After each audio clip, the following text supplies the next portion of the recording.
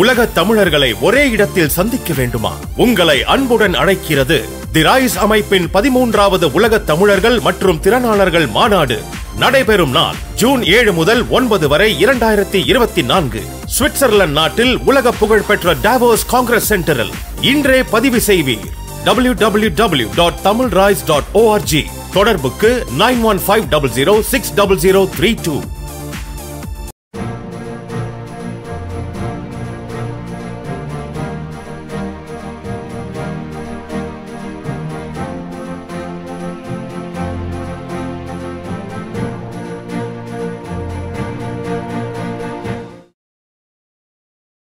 வாழ்க்கையில் ஒவ்வொரு மனிதருக்கும் ஒவ்வொரு காலகட்டத்தில் ஏதாவது ஒரு சிறிய அல்லது பெருங்கண்டம் ஏற்படுவது உண்டு. அது அவருடைய பிறப்பு கணிப்பை, ஜாதகத்தை பொறுத்து அமையும். அப்படி எம்ஜிஆருக்கு அவரது ஜாதக பிரகாரம் முதலில் ஒரு சிறு கண்டமும் பிறகு ஒரு பெருங்கண்டமும் ஏற்பட்டிருக்கிறது. சிறு கண்டம் அவருடைய இடது காலில் முழங்கால் மற்றும் கணுக்கால் பகுதிக்கு இடையில் எலும்பு முறிவு உண்டானது. பெருங்கண்டம் துப்பாக்கியால் சுடப்பட்டது. தேவர் பிலிம்ஸ் படப்பிடிப்பில் எம்ஜிஆர் ஒரு சண்டை காட்சியில் நடித்துக் கொண்டிருந்தார். எடுக்கப்படும் ஷாட்டுகளுக்கு இடையே கிடைக்கும் நேரத்தில் அவ்வப்போது தன் இருக்கையில் அமர்ந்து களைப்பாற்றிக் கொள்வார். அன்று படமாக்கப்பட்டுக் கொண்டிருந்த அந்த சண்டை காட்சியில் வில்லனி நாட்கள் அரங்கத்திலிருந்து ஒரு பெரிய இரும்பு பீரோவை தூக்கி எம்ஜிஆர் மீது போட முயல சந்தர்ப்பம் பார்த்து எம்ஜிஆர் அதிலிருந்து அகன்று தப்பிவிட வேண்டும். இப்படி ஒரு ஷாட் எடுக்க ஒத்திகை நடந்து கொண்டிருந்தது. அப்போது ஸ்டண்ட் குழுவைச் சேர்ந்த ஒருவர் தனியாக அந்த பீரோவை அசைத்து அசைத்து அதை தூக்குவதற்கு முயற்சி செய்து கொண்டிருந்ததை கவனித்துக் கொண்டிருந்தார் எம்ஜிஆர். அந்த ஸ்டண்ட் நடிகரை பார்த்து, உன் வெயிட் என்னப்பா என்றார் எம்ஜிஆர். 75 கிலோ என்று பதிலளித்தார் அந்த ஸ்டண்ட்மேன். அந்த இரும்பு பீரோ என்ன வெயிட் இருக்கும்னு நினைக்கிற என்று மீண்டும் தொடர்ந்தார் எம்ஜிஆர்.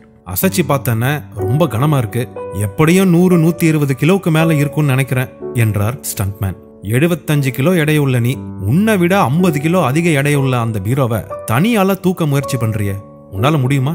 இதை கேட்டு அந்த ஸ்டண்ட் நடிகர் மௌனமாக தலை குனிந்தார். உன்னோட இன்னும் 2-3 பேரை சேர்த்துக்கிட்டு அந்த பீரோவை தூக்கி என் மேல போட முயற்சி பண்ணுங்க, தெரிஞ்சுக்கிட்டியா என்றார் எம்ஜிஆர். இதையெல்லாம் ஒரு மூலையில் நின்று கவனித்துக் கொண்டிருந்த ஆரூர் தாஸிடம் வந்தார் எம்ஜிஆர். தன் இடது கால் பகுதி பேண்டை பாதி வரையில் ஒரு கையால் இழுத்து உயர்த்தி கொண்டு இன்னொரு கையால் பக்கத்தில் இருந்த ஆரூர் தாஸின் வலது கையை பிடித்து அவருடைய காலின் நடுப்பகுதியில் வைத்து, இங்க தடவி பாருங்க என்றார் எம்ஜிஆர். தடவி பார்த்த ஆரூர் தாஸுக்கு அங்கு சற்று மேடாகவும் முண்டு கட்டியும் இருப்பதை உணர்ந்து, என்னென்ன கால் எலும்பு சீரா இல்லாம முண்டு கட்டி இருக்கு என்றார் ஆரூர் தாஸ்.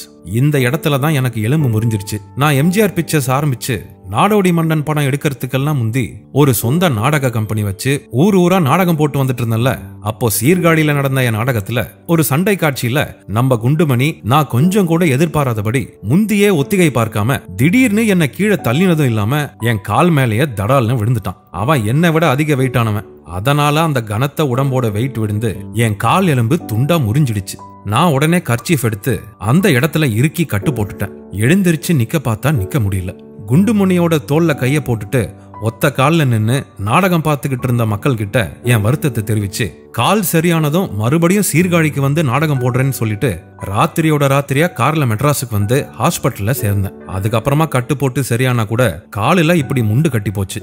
குண்டுமணி இல்லாம என்னை விட வெயிட் குறைவானவங்க வேற யாராவது விழுந்திருந்தா என் எலும்பு இப்படி முறிஞ்சிருக்காது. நம்மளை விட வெயிட்டான எந்த ஒரு பொருளையும் எடுக்கவோ தூக்கவோ கூடாதுன்னு அப்போதான் நான் தெரிஞ்சுக்கிட்டேன். அந்த அனுபவத்தை வச்சுதான் இப்ப அவங்கிட்ட அப்படி சொன்னேன்.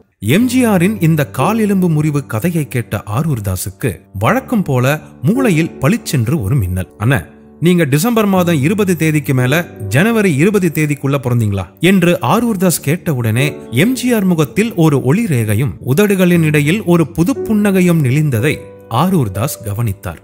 ஏன் இப்படி கேக்குறீங்க என்று ஆச்சரியத்துடன் கேட்டார் எம்ஜிஆர். முதல்ல நான் கேட்டதுக்கு பதில் சொல்லுங்க. நீங்க டிசம்பர் 20க்கு மேல ஜனவரி 20க்குள்ள பிறந்தீங்களா? ஆமா என்றார் எம்ஜிஆர். என்ன தேதி என்று தொடர்ந்தார் ஆரூர் தாஸ். அது எதுக்கு? ஜனவரி மாதம், அவ்வளவுதான். நீங்க எப்படி கண்டுபிடிச்சீங்க? அந்த கதையெல்லாம் வேண்டாம், முதல்ல உங்க சொந்த கதைய சொல்லுங்க, அதுக்கப்புறம் என் கதைய சொல்றேன் என்றார் ஆரூர் தாஸ். மீண்டும் தயங்கினார் எம்ஜிஆர். ஒரு வார்த்தையும் வரவில்லை. மௌனசாமியார் போல் இருந்தார். ஆனால் ஆரூர் தாஸ் அவரை விடுவதாக இல்லை. அவரை மேலும் குடைய ஆரம்பித்தார். அண்ணா, பாதி இல்ல, 3/4 கிணறு தாண்டியாச்சு, இன்னும் 1/4 கிணறு தான் என்றார் ஆரூர் தாஸ். எம்ஜிஆர் சிரித்தபடி, விடமாட்டேன்றீங்களே என்றார். விடமாட்டேன், இன்னைக்கு 2ல 1 சொல்லுங்க, நீங்க பிறந்த சரியான தேதி என்ன என்றார் ஆரூர் தாஸ். சரி, உங்க ஆசை ஏன் கெடுக்கணும்? ஜனவரி 17, 1917 என்றார் எம்ஜிஆர். அப்படி வாங்க, உங்க உடம்புல கை, கால், கழுத்து எங்கேயாவது ஒரு இடத்துல எலும்பு முறியும். ஒருவேளை உங்க ஜாதகத்துல கிரகங்கள் வலுவா இருந்து எலும்பு முறியலனா கூட உடம்புல சதை பிசக்கும். அப்படி இல்லனா ரத்த காயம் ஏற்படும். ஆகஸ்ட் 20 இருந்து செப்டம்பர் 20, டிசம்பர் 20 இருந்து ஜனவரி 20 இந்த நாட்கள்ல பிறந்தவங்களுக்கெல்லாம் விஸ்கி பிராந்தி விஷம் மாதிரி இல்ல, விஷமே தான். இந்த காலகட்டத்துல பிறந்தவங்க இனிமையான சூழ்நிலையில வாழ விரும்புவாங்க. எப்பவுமே புகழோட இருப்பாங்க. அண்ணா, இன்னும் ஒன்னு சொல்றேன், தப்பா எடுத்துக்க மாட்டீங்களே என்றார் ஆரூர் தாஸ். எதுவா இருந்தாலும் மனசு திறந்து சொல்லுங்க, நீங்க சொல்றது சரியா இல்லையான்னு எனக்கு தெரியும் என்றார் எம்ஜிஆர். அண்ணா மன்னிக்கணும், நம்ம சினிமா உலகத்தை பொறுத்த வரைக்கும் நான் சொல்றேன், உங்க வாழ்க்கையில பல பெண்கள் குறுக்கிடுவாங்க. அது உங்களுக்கு தெரிஞ்சும் இருக்கலாம், தெரியாமலும் இருக்கலாம். ஆனா நான் சொல்றது உண்மை, நீங்க மறுக்க முடியாது. மறுத்தாலும் நான் நம்ப மாட்டேன். அதற்கு பிறகு எம்ஜிஆரை பற்றி ஆரூர் தாஸ் சொல்ல அதிர்ச்சியுடனும் வியப்புடனும் கேட்கத் தொடங்கினார் MGR. Let's build our bright future with the scenic wonders of Switzerland. The RISE 13th Global Tamil Entrepreneurs and Professionals Summit from 7th to 9th June 2024 in Davos. Let's join with the global Tamils at the renowned Davos Congress Center. Register now at www.tamilrides.org. Contact us at 9150060032. நல்ல cinema நேயர்களுக்கு வணக்கம். நீங்க எங்களுக்கு தொடர்ந்து கொடுத்துட்டு வர ஆதரவுக்கு நெஞ்சார்ந்த நன்றிகளை தெரிவித்துக் கொள்கிறோம். ஒரு சின்ன வேண்டுகோள், நல்ல சினிமா சேனலை இதுவரைக்கும் சப்ஸ்கிரைப் பண்ணாதவங்க கீழே இருக்கிற சப்ஸ்கிரைப் பட்டனை பிரஸ் பண்ணி உடனே சப்ஸ்கிரைப் பண்ணிடுங்க. அதோட அந்த பெல் ஐக்கனையும் கிளிக் பண்ணிடுங்க. நாங்க வெளியிடுற வீடியோஸ் எல்லாம் உடனுக்குடன் உங்களுக்கு தெரிய வர அது ஹெல்ப்ஃபுல்லா இருக்கும். நன்றி.